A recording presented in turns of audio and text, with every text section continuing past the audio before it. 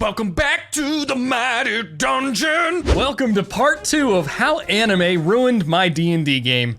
So if you haven't watched part 1, go watch it now. The heroes were just given cursed pets, and we're about to embark on an epic adventure. Now in this cave, there is a chest, and there's something in that chest that I need. Next to his big desk, there appears to be one other cage with its mat off and empty.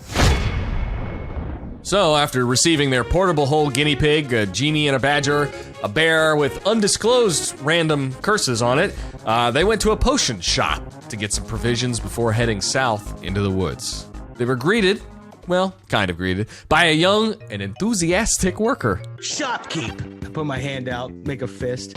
She just I need says, your most powerful healing potions. okay, how much money do you have? Because it's like really expensive. It's gonna be like 500 gold for the strongest one. You don't really look like gold. You asked for the strongest potion that we had, and we just. I don't have that kind of gold. No, I don't think even combined we have that much gold. We have cheaper ones, you idiots. How much are the cheaper ones? Tell us. I will duel you for those potions. What do you mean duel? Like a fight. You want to fight a girl Fight you. that works in a potion shop? Yeah, do you accept the challenge or not? I'm gonna go get the guards. I'm gonna cast Hold Person. Okay. I'll take a piece of paper with some stuff scribbled on it. I'm gonna hold it up in the air. I cast Hold Person at a second level, and I throw it down on the counter. There's a split second where her eyes kind of open wide. She goes, and then she has to make a save, right? I win this duel. Now I'll take my prize. And I walk over and I pull off the big healing potion. The potion you stole is basically a milk jug full of potion. It's like Kool-Aid in a milk jug, dude. So they used a level 2 spell on a teenager filling in for their father at the store, took all of her potions, and continued south. As you do. They had their badger and bear with them, but something was missing. How are you carrying your guinea pig? I'm not. You left it? When you look back at the town, there's a tiny little dot moving along the road, just leaving the gates of the town at this point. Just a little speck in the distance. They decided to rest in the woods as it was getting late, and Yamio created a bonfire in the middle of the road, lighting up everything around them. So the king was shot point blank with an arrow by a bandit.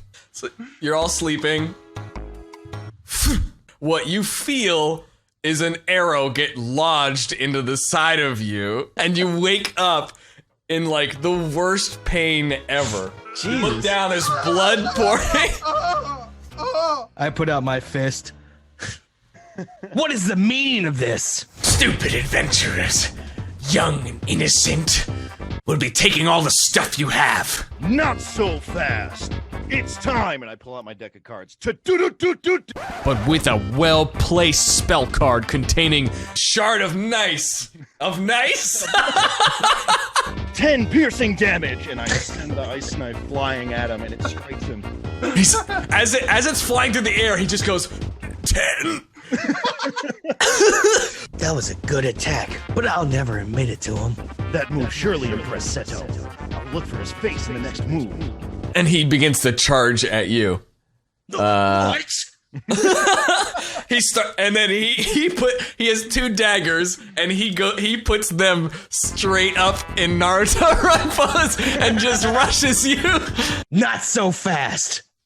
I cast Cutting Words as my reaction.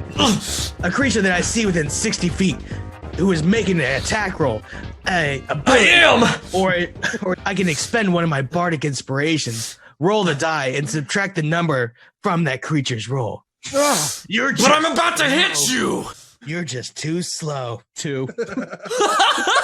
Oh, he rolled 18. Yeah. Okay, you're too slow. Dress. But I'm faster. And naturally 20, the king in disguise, decided to join in. I activate my sword on my back and he tries to grab his sword, and it's like really hard to grab. He's like, oh. Wait, are you trying to be anime right now? Yeah, because This one bandit starts stabbing Seto a couple times, and you sneak up behind with the sword. yeah. I'm like, I will help you, Seto. You need more help than Yu-Gi-Oh. I don't need it. Natural 1. Roll me a D100. Jesus. You throw the sword. And it also, about 20 feet away, boom, sticks into a tree. And the guy digs his daggers out of Seto and looks at you. I left that over there. I'll be back. Give me a second. And I start walking over to What are you doing, you fool? Do you want to take another aside to the camera after that one? They're so fooled. They have no idea. I mean, this is wonderful. I'm having a great time. As he comes back to the camp. After saying that into the woods. As you walk away from the bandit, he swipes at you. Eventually, the last bandit gave up, but was not met with mercy. Also, the teens were getting suspicious of the way their new young adventuring pal talked and presented himself. Almost like he was not young at all. There's only one way to find this out. I cast Zone of Truth. Didn't you already do that before? Yes, and it's centered on you again. Well, it seems like I'm the only one who didn't pass. I use this voice to mask my insecurities. They approached the forest path leading to a cave. The entrance had 2 kobolds guarding the opening, so they planned out how they were going to deal with it. Let's run. And I'm just gonna charge. And for the first time ever, a 3-part saga of the anime adventure. Way too much hilarious, epic stuff happens at the end of this session that needs to be told. So if you want to see part 3, please leave a like, comment for the algorithm. Let's get this channel back in YouTube's favor, and we'll keep having adventures for y'all. Special thanks to everyone over on Patreon, and we'll see you inside the next Mighty Dungeon.